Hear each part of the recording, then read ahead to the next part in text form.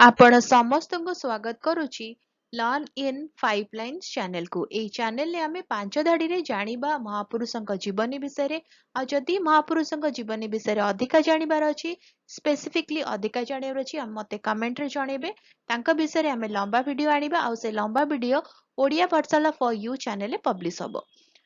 ହେଲା, ତାହେଲେ ଆମେ ଯିବା ଆଜି ଜାଣିବା ଆଉ ଜଣେ ମହାପୁରୁଷଙ୍କ ବିଷୟରେ 5 ଧାଡ଼ିରେ।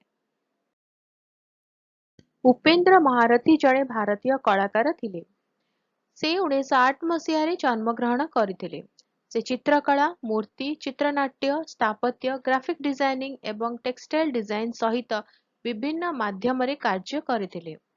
ତାଙ୍କର 900ରୁ ଅଧିକ କାର୍ଯ୍ୟ ଦିଲ୍ଲୀର national gallery of modern arts ଦ୍ୱାରା ସଂରକ୍ଷିତ କରାଯାଇଛି।